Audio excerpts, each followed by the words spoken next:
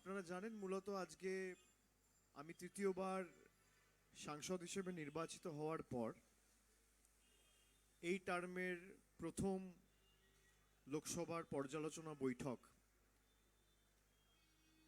এবং এখানে বিস্তারিত ডায়মন্ড হারবার লোকসভার যে 7টি বিধানসভা কেন্দ্র রয়েছে এই 7টি বিধানসভার বিভিন্ন স্কিম এবং সার্ভিসেস নিয়ে বিশেষ করে জল কল রাস্তা ন্যূনতম যে পরিষেবাগুলো সরকারের থেকে এবং জনপ্রতিনিধিদের থেকে মানুষ আশা করে সেইগুলি নিয়ে বিস্তারিত আলোচনা হয়েছে। এখানে এমএলএ সহ পঞ্চায়েত সমিতি গ্রাম পঞ্চায়েতের নির্বাচিত জনপ্রতিনিধি সহ আরবান এলাকার municipality chairman vice chairman councillor সহ সকলকেই ডাকা হয়েছিল এবং গুরুত্বপূর্ণ যে সমস্ত দপ্তরগুলো রয়েছে সেই সংশ্লিষ্ট দপ্তরের আধিকারিকরাও উপস্থিত ছিলেন, জেলা শাসক ছিলেন, ডায়মন্ড হারবার পুলিশ ডিস্ট্রিক্টের সুপার সহ পুলিশের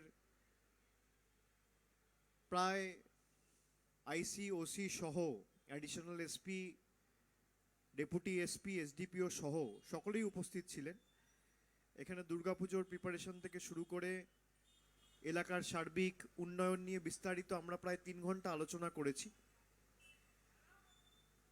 এবং প্রথম পর্যালোচনা বৈঠকেই আজকে প্রায় আমরা 70 কোটি টাকার নতুন স্কিমের উদ্বোধন করেছি, মানে ভিত্তিপ্রস্তর স্থাপন বা শিলান্যাস, এবং প্রায় 75 কোটি টাকা কমপ্লিটেড কিছু রাস্তা ছিল সেগুলোও আমরা আজকে উদ্বোধন করেছি। আমাদের নির্বাচনের ফল বেরিয়েছে 4 তারিখ। 4 তারিখ থেকে সেভাবে দেখতে গেলে 2 মাস অতিক্রান্ত, প্রায় 8 সপ্তাহ হয়েছে এবং 60 দিন। এই 60-65 দিনের মধ্যে আমরা প্রায় 70 কোটি টাকার কাজের শিলান্যাস করলাম এবং প্রায় 75 কোটি টাকা কমপ্লিটেড ওয়ার্কের উদ্বোধন করলাম, মানে প্রায় 145 কোটি টাকার কাজ। অ্যাভারেজ করলে দেখবেন দিনে প্রায় 2.5 কোটি টাকা। এই কারণেই আমরা ডায়মন্ড হারবারকে এই জায়গায় নিয়ে যেতে পেরেছি যেখানে প্রায় 10 বছরে 5,580 কোটি টাকার কাজ, যেটা আমি বারে বারে বলেছি। এবং আমি এলাকার প্রত্যেককে, যারা ভোট দিয়ে আমাকে নির্বাচিত করেছে বা ভোটাধিকার প্রয়োগ করেছে, আমার বিপক্ষেও যারা ভোট দিয়েছে, আমি সকলকে ধন্যবাদ জানাবো এবং আমি প্রত্যেকের জন্য কাজ করতে আগামী যতদিন সাংসদ আছি ততদিন বদ্ধপরিকর এবং মানুষের উন্নয়নের যে কাজ আমরা শুরু করেছি সেটা যাতে আরো ত্বরান্বিত অব্যাহত থাকে আমরা বিস্তারিত সে নিয়ে আলোচনা করেছি। এছাড়া কয়েকটি জায়গা থেকে আমাদের হেলথ সমস্যা, বিশেষ করে যে সাব সেন্টারগুলো রয়েছে এবং প্রাইমারি হেলথ সেন্টারগুলো রয়েছে, PHC sub centre, health wellness centre, এখানে পর্যাপ্ত পরিমাণের ওষুধ বা ডাক্তারের কিছু সমস্যা আমরা পেয়েছি, সেগুলোও যাতে অগ্রাধিকার দিয়ে আমরা দেখি সেটা নিয়েও আমরা বিস্তারিত আলোচনা করেছি। এবং আজকে আমরা একটা নতুন অ্যান্টি করাপশন হেল্পলাইন, এক ডাকে অভিষেক, আমি যেটা খুলেছিলাম, আমি সেটা প্রত্যেকটা জনপ্রতিনিধিকে বলেছি যে অনেক জায়গা থেকে, আমি 2-4 জায়গা থেকে, বিশেষ করে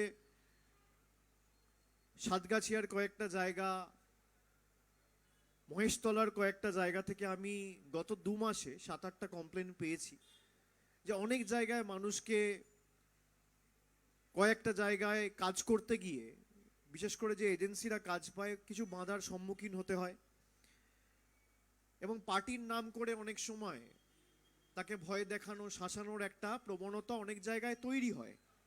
সবাই করে, আমি সে কথা বলছি না।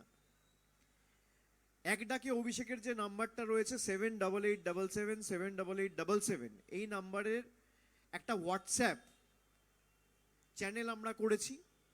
এখানে সরাসরি রেকর্ড করে যদি কেউ কারোর কাছ থেকে এসে টাকা চায় বা ভয় দেখায় বা দলের পজিশন বা দলের পদ ব্যবহার করে কাউকে ভয় দেখানোর চেষ্টা করে সরাসরি ভিডিও তৈরি করে আপনি সেই হোয়াটসঅ্যাপ চ্যানেলে পাঠিয়ে দেবেন। আমরা সেটা পুলিশ প্রশাসনকে ফরওয়ার্ড করব, পুলিশ প্রশাসন সেটা যাচাই করে দেখবে, যদি তার মধ্যে কোনো রকম কোনো সত্য থাকে, সেটা যদি সঠিক হয়, যে পাঠিয়েছে তাকে পুরস্কৃত করা হবে, তার সুরক্ষার সমস্ত দায়িত্ব আমার। এবং পুলিশকে বলা হয়েছে তার মধ্যে যদি কোনো রকম কোনোভাবে সেটা দেখা যায় যে সেই ইনফরমেশনটা সঠিক বা কারেক্ট, তার বিরুদ্ধে দরকার হলে সুমোটো কগনিজেন্স নিয়ে ব্যবস্থা নেওয়ার কাজও পুলিশ প্রশাসন করবে। তো সেই নাম্বারই একটা হোয়াটসঅ্যাপ চ্যানেল খোলা হয়েছে, যেখানে সরাসরি আপনারা ছবি তুলে বা ভিডিও রেকর্ড করে সেই চ্যানেলে পাঠিয়ে দিতে পারবেন। এটা একটা আমরা সিদ্ধান্ত আজকে নিয়েছি, আপনাদের সেটাও জানানোর ছিল।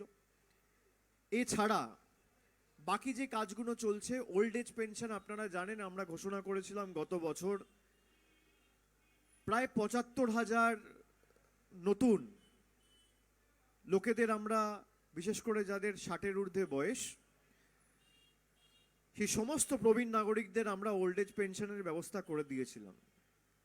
এবং আমরা কোনো রকম কোনো রাজ্য বা কেন্দ্র সরকারের সহযোগিতা ছাড়া একমাত্র লোকসভা কেন্দ্র যেটা করে দেখিয়েছিলাম। পরবর্তীকালে রাজ্য সরকার অনেক লোককে এই ৭৫,০০০-এর মধ্যে ওল্ড এজ পেনশন তালিকায় নথিভুক্ত করেছে, তাদের নাম রেজিস্ট্রেশন করেছে, এবং যারা সরকারিভাবে তাদের নাম নথিভুক্ত করতে পারেনি তাদেরকে এখনো আমরা ওল্ড এজ পেনশন দিচ্ছি।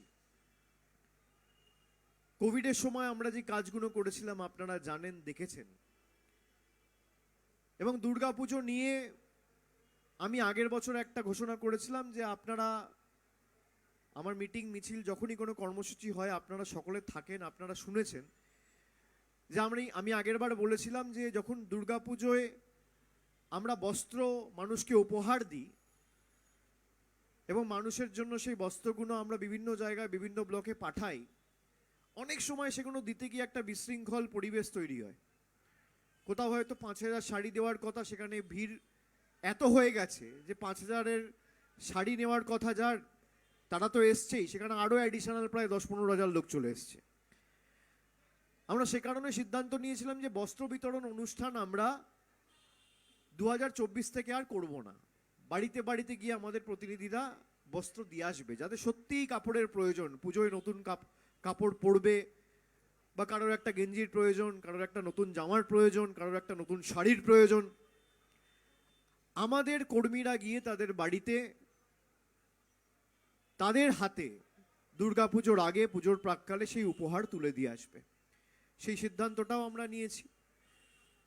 যদিও প্রশাসনিক সভা বিস্তারিত আলোচনা আমরা এই মিটিংয়ে করিনি, আমরা খালি সিদ্ধান্তটা নিয়েছি। এ নিয়ে বিস্তারিত এমএলএ সহ ব্লক প্রেসিডেন্ট সহ তাদেরকে যা অনুরোধ করা বা আমার তরফ থেকে যে গাইডলাইনগুলো দেওয়ার, সেগুলো আমি ২-৪ দিনের মধ্যে পাঠিয়ে দেবো। কিন্তু বস্ত্র বিতরণ অনুষ্ঠানের জায়গায় আমরা সিদ্ধান্ত নিয়েছি যে প্রত্যেকটা মানুষের বাড়িতে আমাদের প্রতিনিধিরা গিয়ে নতুন কাপড় দুর্গাপুজোর আগে পৌঁছে দিয়ে আসবে। এই ২-৪-৫টা আমরা মেন সিদ্ধান্ত আজকে নিয়েছি। এবং বাকি যে এক্সিস্টিং প্রজেক্টগুলো নিয়ে, বিশেষ করে জলের যে প্রকল্পগুলো চলছে, দুটো বড় জলের প্রজেক্ট চলছে। একটা ফলতা মথুরাপুর, যেখানে প্রায় 3টে ব্লক কভার হবে এবং প্রায় ৫-৫.৫ লক্ষ মানুষ উপকৃত হবে। সেই কাজটার ডেডলাইন আমরা রেখেছি এবছরের ডিসেম্বর মাস, যেটা আমি নির্বাচনের আগেও কথা দিয়ে এসেছিলাম যে এবছরের শেষের আগে আমরা এই কাজটা সম্পূর্ণ করব। এবং বাড়ি বাড়ি এই এফএইচটিসি কানেকশনগুলো অনেক জায়গায় হয়ে গেছে, কিছু অ্যাডিশনাল রিকোয়েস্ট এসছে, সেটাও প্রশাসনের তরফ থেকে যাতে অগ্রাধিকার দিয়ে দেখা হয় এবং যত দ্রুত সম্ভব সেটা ফেসিলিটেট করা হয়, সেটাও আজকে বিস্তারিত আমরা আলোচনা করেছি। এছাড়া যে অগমেন্টেশন প্রজেক্ট হচ্ছে প্রায় ৫৬৫ কোটি টাকা খরচা করে, সেখানে বিষ্ণুপুর ২ নম্বর ব্লক এবং বজবজ ২ নম্বর ব্লক এবং ১ নম্বর ব্লকের একটা অঞ্চল মায়াপুর, সেটাও প্রায় 100% কভারেজ হবে এবং সেটাও যাতে যত দ্রুত সম্ভব হয়।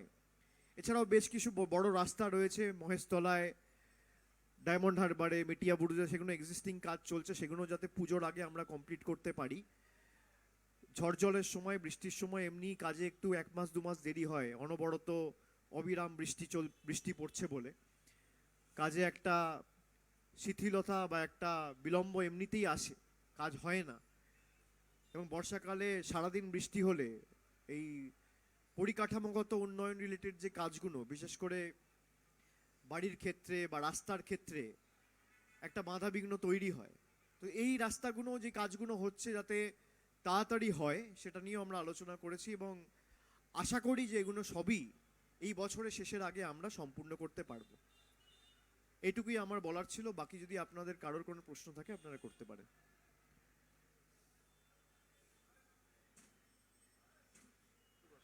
এই যে পুরস্কৃত করা হবে, এই টাকার অ্যামাউন্টটা কি 50,000 বা সেটা আমি বললাম, এটা যেহেতু দলের সিদ্ধান্ত, এটা প্রশাসনিক মিটিং বলে আমরা আলোচনা করিনি। এটা 50,000 হবে না 25,000 হবে না 30,000 হবে না 1 লাখ হবে, আমরা 2-4 দিনের মধ্যে সিদ্ধান্ত নিয়ে আপনাদের জানাবো। কিন্তু পুরস্কৃত করা হবে এবং পুরস্কৃত থেকেও বড় খবর, অনেকে ভয় পায় বলতে যে আমার নাম বা আইডেন্টিটি যদি ডিসক্লোজ হয়ে যায় তাহলে আমার সুরক্ষা নিয়ে সমস্যা হবে। তার সুরক্ষার দায়িত্ব আমাদের, কারোর কোনো অসুবিধা হবে না। প্রশাসন দরকার হলে তাকে সুরক্ষা দেবে, আমরা নিজেরা তাকে সুরক্ষা দেবো। কিন্তু অনেকে আছে যে আমি যদি ডিসক্লোজ করি, আমার আইডেন্টিটিটা যদি কোনোভাবে গুপ্ত থাকে, আমরা সেটাও করব। সে যদি চায় যে তার আইডেন্টিটি রিভিল না হোক, তার আইডেন্টিটি জনসমক্ষে আসবে না। কিন্তু সঠিক ইনফরমেশনটা যদি আমাদের কাছে এসে পৌঁছায় এবং সেটা ঠিক প্রমাণ হয় তদন্তের পরে, অনেকে একটা হুট করে রেকর্ড করে পাঠিয়ে দিল, সেটা দেখা গেল ভুল, ঠিক না, এমনি মজা করে পাঠিয়ে দিল কাউকে একটা ফাঁসাতে গিয়ে, সেক্ষেত্রে কিন্তু তার বিরুদ্ধে ব্যবস্থা হবে। আর যদি কেউ সত্যি দেখে যে হ্যাঁ একটা লোক এসে আমাকে ভয় দেখাচ্ছে বা আমার একটা পাড়ায় রাস্তা তৈরি হচ্ছে, সেটাতে এমনিতেই হয়তো বর্ষাকালে 1 মাস 1.5 মাস দেরি হয়, আরও ভয় দেখিয়ে কাজটা 2 মাসের জায়গায় 6 মাস করছে বা কাজটা আটকে দিচ্ছে, তার বিরুদ্ধে সঙ্গে সঙ্গে ব্যবস্থা প্রশাসন নেবে। আমরা এই কারণেই করেছি, এটাই ডায়মন্ড হারবার মডেল। এবং ভিডিও করে আপনি সরাসরি ওই এক ডাকে অভিষেকের যে নাম্বারটা রয়েছে সেটাই পাঠিয়ে দিলে সঙ্গে সঙ্গে আমরা দেখব। বলছি, আরজি করে একটা মর্মান্তিক ঘটনা ঘটেছে। হাসপাতালের ভেতরেই একজন মহিলা চিকিৎসক তিনি ধর্ষিত হয়েছেন, মার্ডার করা হয়েছে, একজন সিভিল ভলেন্টিয়ার অ্যারেস্ট হয়েছে। হাসপাতালের ভেতরে এরকম পরিস্থিতি, সিভিল ভলেন্টিয়ার অ্যারেস্ট হচ্ছেন, কি বলবেন? না, প্রথমত যে ঘটনাটা ঘটেছে অত্যন্ত নরকীয়, আমি বলবো মর্মান্তিক। এবং মুখ্যমন্ত্রী, রাজ্য সরকারের যে অবস্থান সেটা ইতিমধ্যেই স্পষ্ট করে বলেছেন এবং 24 ঘন্টার মধ্যে যিনি মূল অভিযুক্ত তিনি গ্রেফতার হয়েছে, এটাও আপনারা সকলে দেখেছেন। এখন আমাদের দেশের আইন এমন যে আমরা অনেকে চাইলেও কিছু করতে পারি না, আমাদের আইন হাত বেঁধে রেখেছে। এই সমস্ত ঘটনা যারা ঘটায় তাদের সমাজে থাকার অধিকার নেই। কিন্তু দেশের আইন এমন, আপনি কিছু করতে পারবেন না। ট্রায়াল হবে, দোষী সাব্যস্ত হবে, তারপর আইদার তার ফাঁসি হবে, নইলে যাবজ্জীবন কারাদণ্ড হবে, নইলে অন্য কোনো বিচার ব্যবস্থা তার বিরুদ্ধে যা ব্যবস্থা ঘোষণা করবে তাই হবে। কিন্তু আজকে যারা এই ঘটনাটা ঘটিয়েছে, সে পুলিশ না ইঞ্জিনিয়ার না খেলোয়াড় না রাঁধুনি না আর্কিটেক্ট না শ্রমিক না কৃষক, একটা ধর্ষকের তো কোনো জাত হয় না, সে ধর্ষক। একটা খুনির তো কোনো আইডেন্টিটি হয় না, সে খুনি। সে তো খুন করেছে। যে ধর্ষণ করেছে সে পুলিশ না ডাক্তার না আর্কিটেক্ট না শ্রমিক না কৃষক, এই দেখে তো লাভ নেই, সে আগে ধর্ষক, সে আগে খুনি। এ সমস্ত লোকেদের সমাজে থাকার অধিকার নেই। স্পিডি ট্রায়াল করে যত দ্রুত সম্ভব যাতে তার দৃষ্টান্তমূলক শাস্তি এবং বিচার হয়, আমরা সকলে চাই, এবং যত দ্রুত সম্ভব। কিন্তু আমি এই যে একটু আগে বললাম যে আমাদের দেশের আইন এবং বিচার ব্যবস্থা এমন, এবং প্রত্যেকটা ঘটনাকে নিয়ে রাজনীতি করা। আমি দেখছিলাম কালকে খবরটা আসার সাথে সাথে কয়েকটা রাজনৈতিক দল ফ্ল্যাগ নিয়ে বেরিয়ে পড়েছে, বসে পড়েছে। আজকে যদি আমরা সত্যিই চাই যে এরকম ঘটনার পুনরাবৃত্তি না হয় বা না হোক, আমাদের কি করা উচিত? আইনসভায় সংশোধন করে হয় অর্ডিন্যান্স আনুন, অধ্যাদেশ আনুন, এবং 6 মাস পর আপনি অ্যামেন্ডমেন্ট করে বিল আনুন, যাতে 7 দিনের মধ্যে, 10 দিনের মধ্যে এদের ব্যবস্থা হয়, 1 মাসের মধ্যে ব্যবস্থা হয়। যাদের সরকার রয়েছে তারা অর্ডিন্যান্স করে ইডি ডাইরেক্টরের মেয়াদ বাড়াতে পারে, তা অর্ডিন্যান্স করে এই বিল আনতে, অর্ডিন্যান্স করে একজন ধর্ষক বা একজন খুনির যাতে 7 দিনে বিচার হয় এই অধ্যাদেশ আনতে পারে না কেন? চাইলে তো আনা যায়। যারা বিজেপির ফ্ল্যাগ নিয়ে বসেছে তাদের কাজ কি? তাদের উচিত তাদের যে দল ক্ষমতায় রয়েছে, তাদের যে নেতৃত্ব রয়েছে, তাদের সকলকে চিঠি লিখে তাদেরকে বলা যে আপনারা এমন একটা আইন আনুন যাতে 7 দিনে এরকম দোষী ধর্ষক খুনিদের বিচার হয়। তৃণমূলের উচিত কি? তৃণমূলের উচিত সেই বিলকে সমর্থন করা। কংগ্রেসের উচিত কি? সেই বিলকে সমর্থন করা। সিপিএম এর উচিত কি? সেই বিলকে সমর্থন করা। না করে আমরা রাজনীতি করছি। আমাদের সমাজ এমন যে কোনো ঘটনা না ঘটলে আমাদের ঘুম ভাঙে না। নির্ভয়া হয়েছিল 2012 সালে দিল্লিতে, আপনি বলুন তো। তারপরে একের পর এক ঘটনা, সে উত্তরপ্রদেশে ঘটুক, মহারাষ্ট্রে ঘটুক, কর্ণাটকায় ঘটুক, গুজরাটে ঘটুক বা বাংলায় ঘটুক, সমাজের পক্ষে তো লজ্জাজনক, দুর্ভাগ্যজনক, নরকীয়। কেন 5 বছর 6 বছর লাগবে ট্রায়াল হতে? আজকে যেই ঘটনাটা ঘটালো, আপনারা মনে করেন তার সমাজে বেঁচে থাকার অধিকার রয়েছে? একজন মায়ের কোল খালি করলো, একজন বাবা তার কন্যা হারালো। একজন বাবার কাছে তার কন্যার দাম কি একজন বাবাই জানে। একটা মায়ের কাছে তার সন্তানের দাম কি, তার মেয়ের দাম কি, তার ছেলের দাম কি একজন মা জানে। তার যদি ভাই থাকে, সে দিদি হারালো, বা বড় দাদা থাকে, সে বোন হারালো, এর বিচার কি করবে? এর বিচার করবে রাজনৈতিক দলেরও যেমন দায়িত্ব রয়েছে, সংবাদ মাধ্যমেরও দায়িত্ব রয়েছে, জুডিশিয়ারিরও দায়িত্ব রয়েছে, লেজিসলেটরেরও দায়িত্ব রয়েছে, সবার দায়িত্ব রয়েছে। সমষ্টিগতভাবে সবাইকে করতে হবে। সবকিছু নিয়ে রাজনীতি কেন? বিজেপির ফ্ল্যাগ ধরে বসে পড়লো সঙ্গে সঙ্গে, কি না সিবিআই দাবি চাই, সিবিআই ইনকোয়ারি করতে হবে। সিবিআই ইনকোয়ারি করে মেয়েটা ফিরে আসবে যার প্রাণ গেল? আপনি আশ্বস্ত করে বলতে পারবেন যে এর পুনরাবৃত্তি হবে না, যারা বিজেপির ফ্ল্যাগ নিয়ে, সিপিএম এর ফ্ল্যাগ নিয়ে করছে? আমি তো বলছি আমাদের ঘুম ভাঙে না একটা ঘটনা না ঘটলে। এটা যদি উত্তরপ্রদেশ হতো, ডেড বডিটাও পাওয়া যেত না। হাতরাসে কি হয়েছিল মনে আছে? ধর্ষণ করে, খুন করে পুড়িয়ে দেওয়া হয়েছিল, তারপরে বন্ধ হয়েছে। আমাদের দৃষ্টিভঙ্গিতে যদি আমরা পরিবর্তন না আনি, আইনসভায় যদি আইন আমরা তৈরি না করি, কোনোদিন এর পরিবর্তন হবে না। এবং প্রশাসনকে আমি অনুরোধ করব, মুখ্যমন্ত্রী ইতিমধ্যেই বলেছে, পুলিশ 24 ঘন্টার মধ্যে ব্যবস্থা নিয়েছে। বিশেষ করে এই যে হাসপাতালগুলিতে রাত্রি 9টা-10টার পর এই ঘটনাটা ঘটেছে, খুব সম্ভবত রাত্রি 2টো বা 3টে, এই যে অবাধ যাতায়াত মানুষের, এর উপরও নজরদারির প্রয়োজন রয়েছে। কেন একটা হাসপাতালে রাত্রি 9টা-10টার পর যে পারবে ঢুকবে? এরও একটা মেকানিজম থাকা উচিত। আজকে সেখানে সিসিটিভি ক্যামেরা ছিল বলে দোষীকে ধরা গেছে। এন্ট্রি এক্সিটের যে করিডোরগুলো, সেগুলো দেখে যে মূল অভিযুক্ত তাকে ধরা গেছে। এবং আমি মনে করি আইনসভায় এমন কঠোর আইন আনা দরকার যেখানে 7 দিনের মধ্যে এই খুনি এবং ধর্ষকদের একদম এনকাউন্টার করে মারা উচিত। আমি একদম দ্ব্যর্থহীন ভাষায় বলছি, কেন আপনি 5 বছর, 6 বছর, 7 বছর ধরে ট্রায়াল চালাবেন মশাই?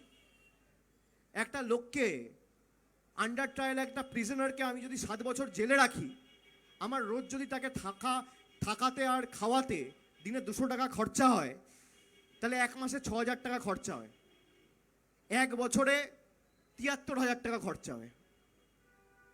5 বছর যদি একটা লোককে আমি জেলে রাখি, সে মহারাষ্ট্র হোক বা উত্তরপ্রদেশ হোক বা বাংলা হোক বা গুজরাট হোক বা কর্ণাটকা হোক বা তামিলনাড়ু হোক বা কেরল হোক বা আসাম হোক, প্রতি বছর তার লালন পালন করতে 73,000 টাকার খরচা।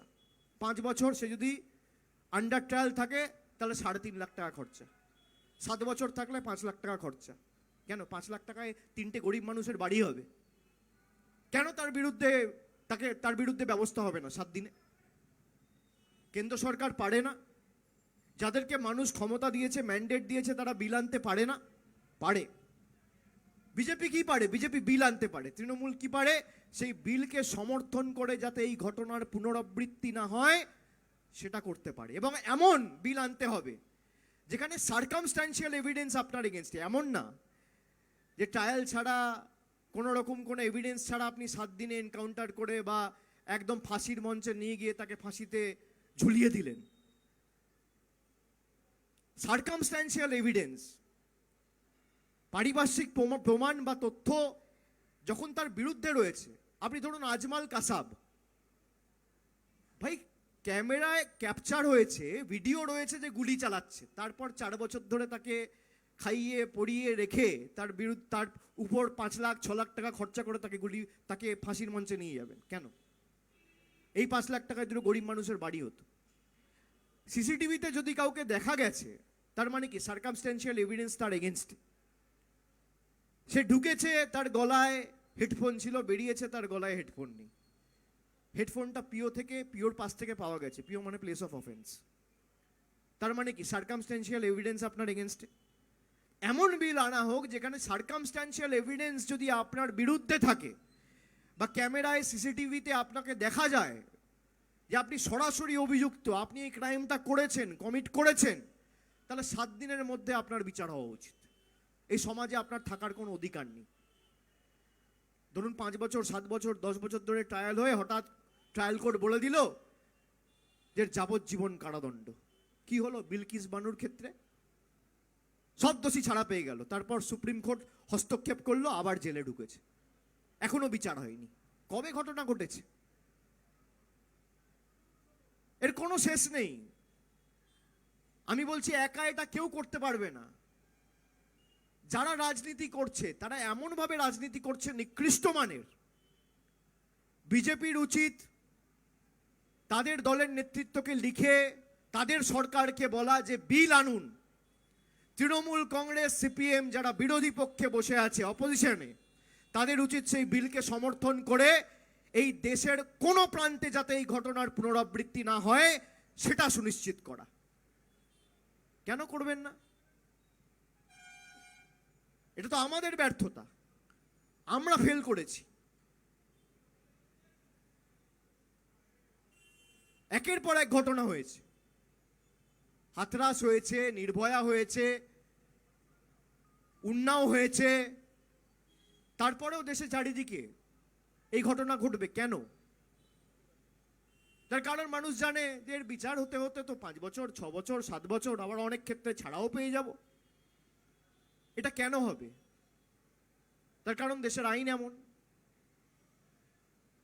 আমি কোনো বিচারককে দোষী বলছি না, বিচার ব্যবস্থাকে, আমি ব্যবস্থাকে দোষ দিচ্ছি। এই ব্যবস্থায় যদি সংশোধন না আনতে পারি, এটা সংবাদ মাধ্যমেরও কাজ। এই তৃণমূল কি বললো, তৃণমূলের পেছনে ছোটা, বিজেপি কি বললো, বিজেপির পেছনে ছোটা। আচ্ছা, আপনার প্রতিক্রিয়া কি? কেন আপনারা বলবেন না? আপনাদেরও বলা উচিত, আপনাদেরও এই ইস্যুটা ওঠানো উচিত যে একটা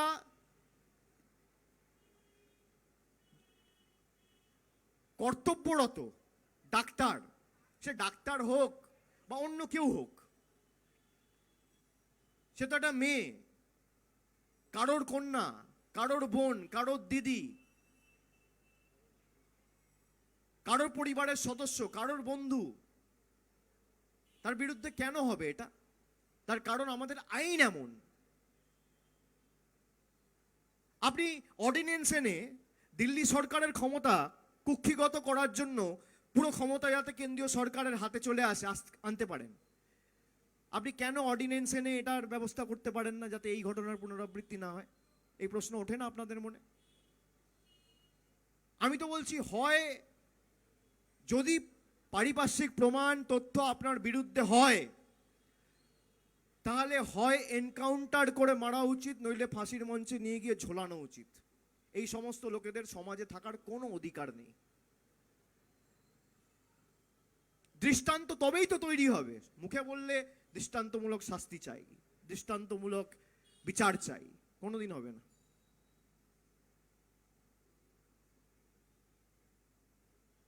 প্রত্যেকটা ঘটনার কোনো না কোনো ভাবে রং লাগানো, এটা দুর্ভাগ্যজনক। আমি আমার ব্যক্তিগত মত আপনাদের বললাম, আপনারা আমার সাথে সহমত পোষণ করতেই পারেন, না করতে পারেন। আমি আমার ব্যক্তিগত মত আপনাকে বললাম। তবে আমি একদিক দিয়ে ধন্যবাদ জানাই পুলিশকে যে 24 ঘন্টার মধ্যে অভিযুক্তকে অ্যারেস্ট করেছে, এবং আরেক দিকে আমি পুলিশ প্রশাসন সহ যারা দায়িত্বে রয়েছেন, বিশেষ করে এই ডাক্তার, জুনিয়র ডাক্তারদের সুরক্ষার দায়িত্বে যারা রয়েছেন, তাদেরকে বলবো আরও আমাদের সংযত এবং অ্যালার্ট থাকতে হবে। বিশেষ করে এই অবাধ ঘোরাফেরা, হাসপাতাল চত্বরে রাত্রি 10টার পর কেন ঢুকবে লোকে? ডাক্তার ছাড়া, রুগী ছাড়া কেউ থাকবে না, যারা ডিউটিতে আছে তারা যাবে, যে পাচ্ছে সে ঢুকে পড়বে। কেনই বা একজন সিভিক ভলেন্টিয়ার ঢুকবে? তার কি অধিকার রয়েছে রাত্রি 10টার সময়, রাত্রি 3টের সময় একটা হাসপাতালে ঢোকার? আরো আমাদের কঠোর হতে হবে।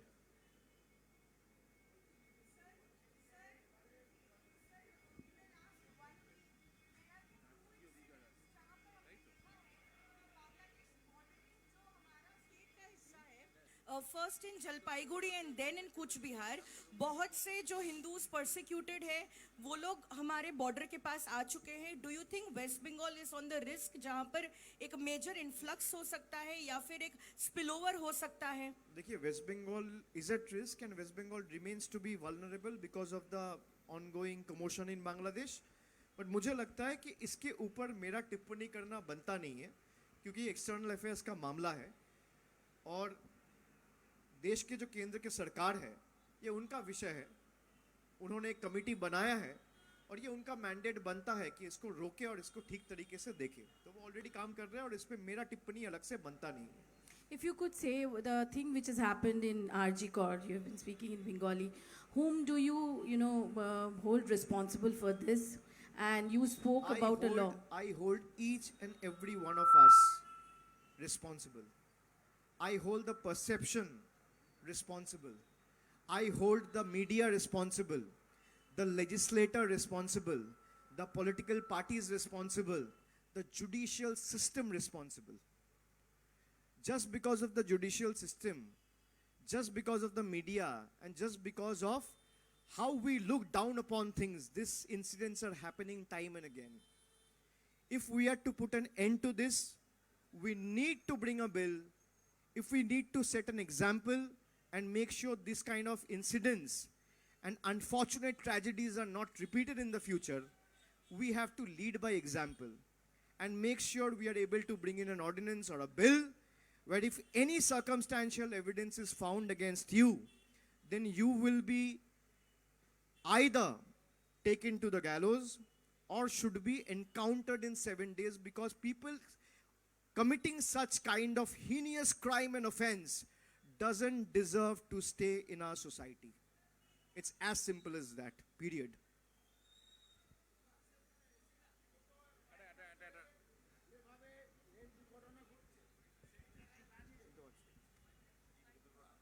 বলছি, বিগত কয়েক মাস ধরে ভারতে যেভাবে রেল দুর্ঘটনা ঘটে চলেছে, সেই জায়গায় বিরোধী হয়ে আপনি কেন্দ্র সরকারের কাছে কিভাবে রেল দুর্ঘটনাটাকে আটকাতে চাইবেন বা কি প্রক্রিয়া আপনার জানার জন্য? না, এটা কেন্দ্র সরকার, দেখুন গাফিলতি তো রয়েছেই, কিন্তু কোনো রকম ঘটনা ঘটলে সেটা আমি ভবিষ্যতে কিভাবে আটকাবো বা তার পুনরাবৃত্তি যাতে না ঘটে সেটা দেখব, এই নিয়েও একটা হেলদোল থাকা উচিত। আমি সেটা বাজেট, আমার ভাষণে আমি যখন বাজেটের উপর বলেছি অধিবেশন চলাকালীন, তখন আমি বিস্তারিত বলেছি। এবং দুর্ভাগ্যজনক যে অ্যান্টি কলিশন ডিভাইসের উপর কোনো বাজেটে বরাদ্দ এবার নেই। তো এই যে একের পর এক দুর্ঘটনা ঘটছে, এই নিয়ে কোনো হেলদোল কেন্দ্র সরকারের নেই, এটা দুর্ভাগ্যজনক। এবং বুলেট ট্রেনের উপর এই কোটি কোটি টাকা, হাজার হাজার কোটি টাকা না খরচা করে, মানে 1 কিলোমিটার বুলেট ট্রেনের জন্য আপনার খরচা 200 কোটি টাকা। আর অ্যান্টি কলিশন ডিভাইস করতে গেলে 1 কিলোমিটার ট্র্যাকের উপর আপনার খরচা খুব সম্ভবত 10 বা 15 কোটি টাকা। তো সেটাকে অগ্রাধিকার না দিয়ে বুলেট ট্রেনকে অগ্রাধিকার দেখছে। মানে মানুষের জীবনের এদের কাছে কোনো মূল্য নেই, কোনো মূল্য নেই। 2 দিন 4 দিন অন্তর অন্তর হচ্ছে, এবং অ্যান্টি কলিশন ডিভাইস যদি থাকে তাহলে তো এই ঘটনা ঘটবে না। তো এই নিয়ে আমার যা বিস্তারিত বলার আমি বলেছি, আমি এটুকু বলতে পারি এটা অত্যন্ত দুর্ভাগ্যজনক।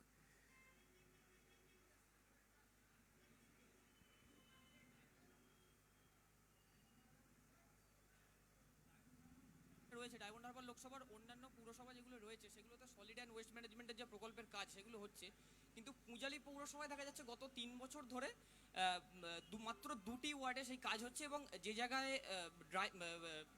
প্রসেসিং ইউনিটের জায়গা চিহ্নিত করা হয়েছে সেটা অসম্পূর্ণ, এবং পৌরসভার মধ্যেই দেখা যাচ্ছে আবর্জনা স্তূপ হয়েছে। কি বলবেন? সেটা খালি পূজালির না, 2-একটা জায়গায় বাড়তিও আমি আজকে মিটিংয়ে বিস্তারিত এটা নিয়ে আলোচনা করেছি। এবং এখানে আমাদের জেলা প্রশাসনকেও আমি বলেছি যে সিওয়ারেজ এবং 15 ফিনান্সের তরফ থেকে একটা আলাদা ফান্ড থাকে, সেটা খরচা করে প্রত্যেকটা জিপিতে এই পোটেনশিয়াল এবং ওয়ার্ডগুলিতে পোটেনশিয়াল হটস্পটগুলো আইডেন্টিফাই করে, বিশেষ করে জনবহুল যে এলাকাগুলো রয়েছে, হাট বাজার যে সমস্ত এলাকায় রয়েছে, সেখানে একটা ব্যবস্থা করা, এবং সলিড ওয়েস্ট ম্যানেজমেন্টের যে কাজগুলো চলছে সেটা যাতে ঠিকমতো হয় এ নিয়ে বিস্তারিত আমরা একটা আলাদা মিটিং ডাকবো যেখানে আলোচনা হবে।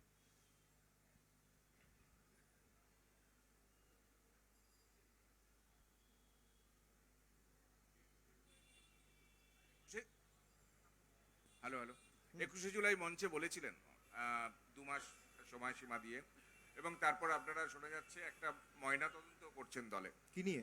আচ্ছা, দলে দলে পারফরমেন্স নিয়ে এর আউটপুট কি, এবং এরপর কি? আমি 21শে জুলাই বলেছি আপনারা দেখতে পাবেন, হ্যাঁ। তো আপনি অপেক্ষা করুন, দেখতে পাবেন। হ্যাঁ, 3 মাস বলেছি, 3 মাসের জায়গায় তো 4 মাস হতে পারে, যেহেতু পুজো আছে, 1 মাস কিছু হয় না। সারা অক্টোবর মাস তো আপনি কিছু করতে পারবেন না। দুর্গা পুজো আছে, কালী পুজো আছে, লক্ষ্মী পুজো আছে, জগদ্ধাত্রী পুজো আছে, ওদিকে ভাইফোঁটা আছে, ছট পুজো আছে, একাধিক পুজো রয়েছে, অপেক্ষা করুন। এর ভিত্তিতে সাংগঠনিক রদবদল কি হবে? নিশ্চিতভাবে। আর কারোর কোনো প্রশ্ন? ঠিক, থ্যাংক ইউ।